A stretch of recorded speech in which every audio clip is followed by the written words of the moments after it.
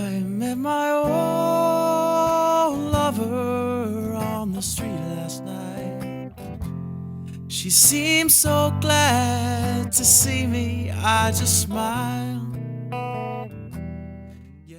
Hi there, and welcome to my tutorial on how to play Still Crazy After All These Years by Paul Simon. In this video I will be focusing on the chords in the main verse, or the A section of the song, and I'll take a look at the bridge and the last verse in a different video.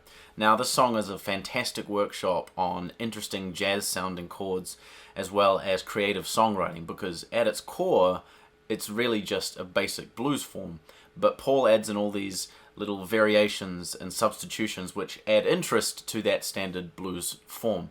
Hopefully by the end of this you will have learnt a whole bunch of new chords which you can then go and apply to your own playing and songwriting. Now, just a disclaimer, this is how I play the song. It may not necessarily be how Paul plays the song, but I think it works pretty well. And I'm going to rate the difficulty of this at about intermediate. So let's get into it. So let me go through each of the chords one by one, and then I'll show you how they actually work within the song. So the first chord is a G chord. It looks like this. Now, this is just a variation on a standard G bar chord, but it's just using the 4 middle strings like that. So instead of barring the whole 3rd fret, your first finger is just down there. Now you need to be careful not to play these 2 strings, because that's going to sound more like an E minor 7. That's not what we want. We want those, just those 4 middle strings. So my thumb kind of comes over top and mutes that string, and then this one's just kind of ignored.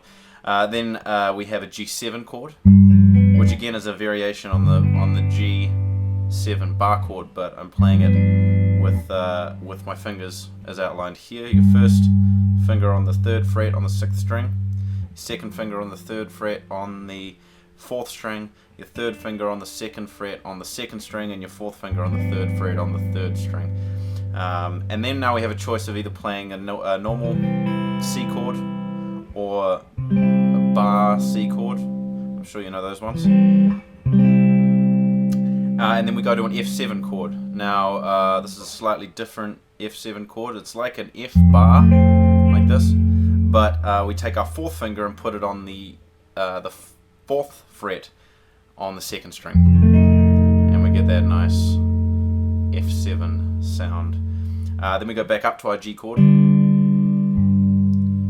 Now, like I just did there, sometimes if you want to, you can play that G in the bass, which is kind of nice if you're playing the song solo like I was. And then we go to this interesting chord called F sharp minor 11. Now, the way I play this is you take your 2nd finger, you put it on the 2nd fret on the 6th string. Your 3rd finger goes on the 2nd fret on the 4th string, and your 4th finger goes on the 2nd fret on the 3rd string, and now the 2nd string is left open, so you get this sound. F sharp minor 11. And then B7, which is kind of like this normal B7 shape that you probably already know, but I'm only playing those 4 middle strings again. So this is a nice minor 2/5 into E minor 7. So it's just an E minor chord, standard E minor chord, but with your 4th finger on the 3rd fret on the 2nd string to give that nice minor 7 sound.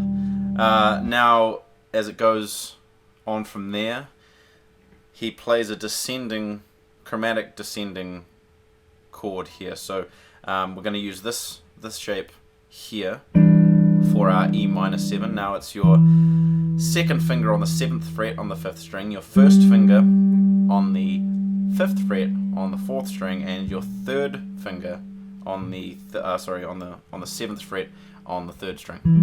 It's those 3. It's a nice little shell voicing for a minor 7 chord. Now you're playing this, and then you're doing a quick passing to the E flat version of that, so you're moving it down, everything down 1 fret, and taking it to this D minor 7. Now, as you can see, I've added on my 4th finger here, so it's that same shape, but with your 4th finger on the 6th fret on the 2nd string. So it's a nice D minor 7 shape.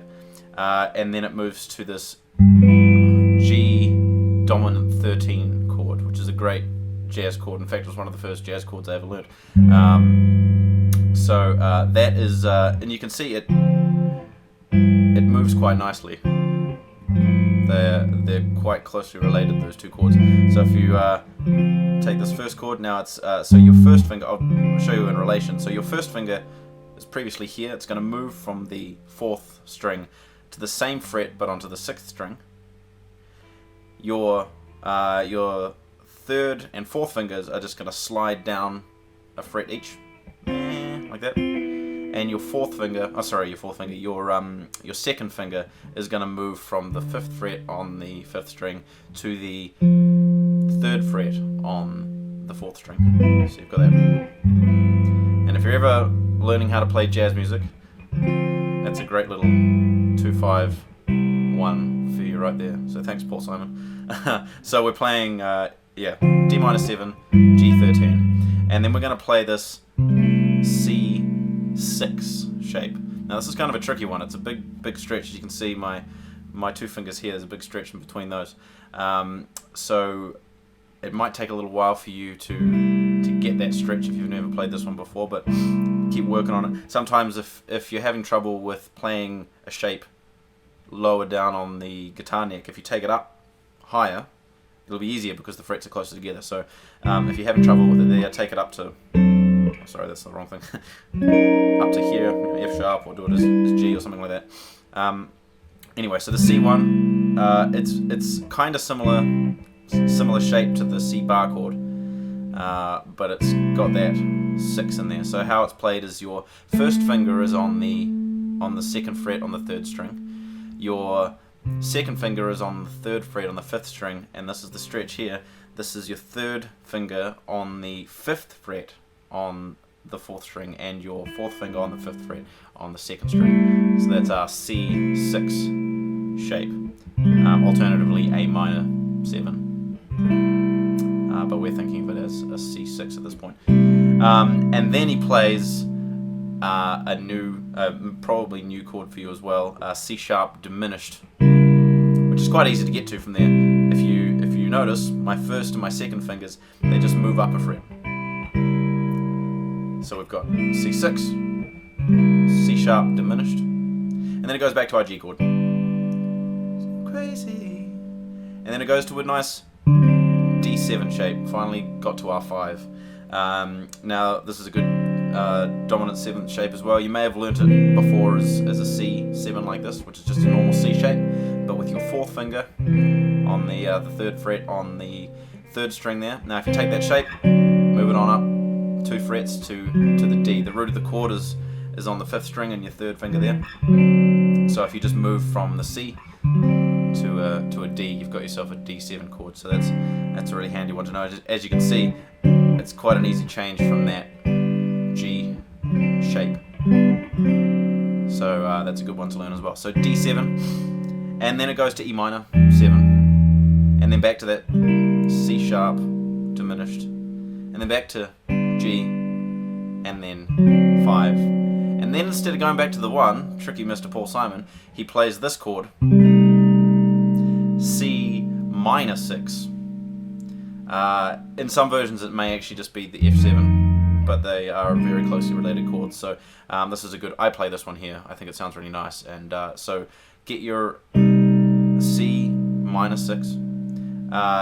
It's another tricky kind of stretch, but it's your 1st finger on the 2nd fret on the 3rd string, your 2nd finger on the 3rd fret on the 5th string, your 3rd finger goes on the 4th fret on the 2nd string, and your 4th finger goes on the 5th fret on the 4th string. Nice big C minor 6. It's a great sound.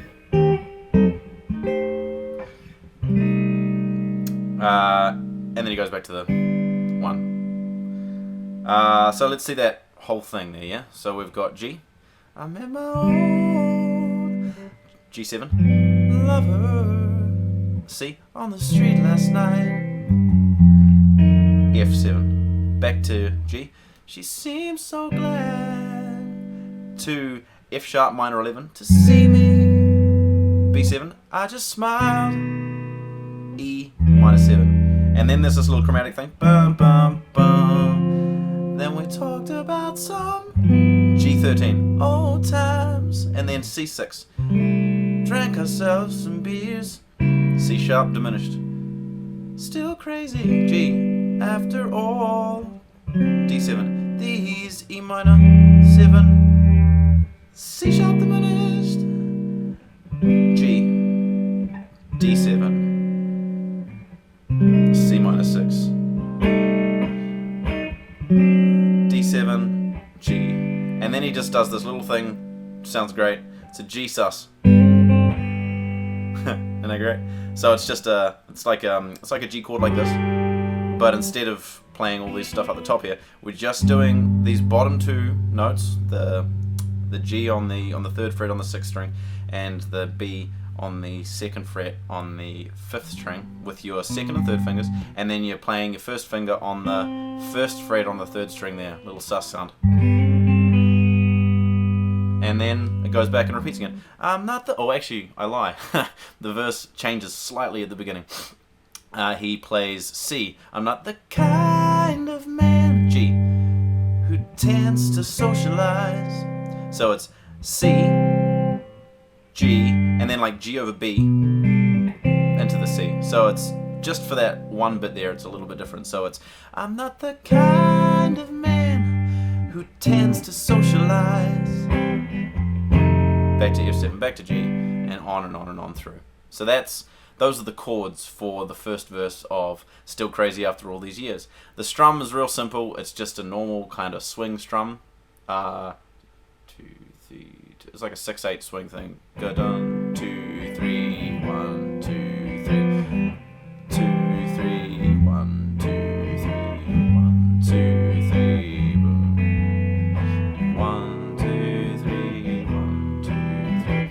I'll go into a little bit more depth in another lesson about how to comp or strum through the song, but the point of this lesson was more to introduce you to these new interesting shapes that you may not have known before. And it's quite handy that this one song has all these different interesting shapes and chord voicings that you may not already know. And if you learn this whole thing, then you've got yourself a whole bunch of nice, interesting chord voicings to add to your repertoire. So, for example, this 2-5-1 pattern in there is a great one, or that shape, which it may be the first.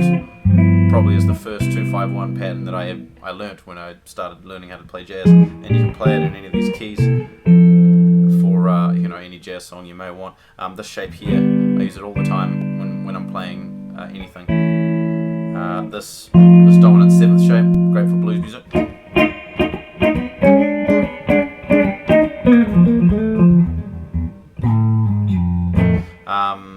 That shape is a great one.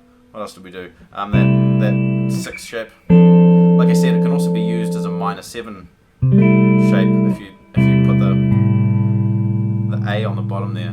If the bass player is playing an A or something, then you've got yourself a nice A minor 7 shape. Move it around, whatever. And that minor 6 shape, it's a great one as well. I really like that. And like I said, it's very closely related to that F7. It's an F dominant 9 sound.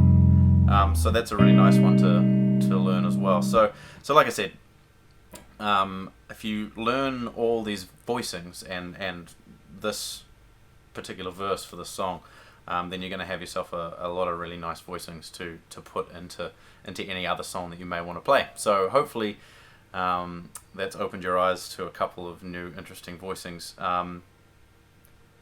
So that's Still Crazy After All These Years. The first verse anyway. It gets a little bit more crazy after all these chords. Oh god. On that, I think I'll end the video. See you, bye. That's look out for more tutorials later on and awful puns. I managed to keep awful puns out for most of it, but that one kind of snuck in. Oi, see you next time.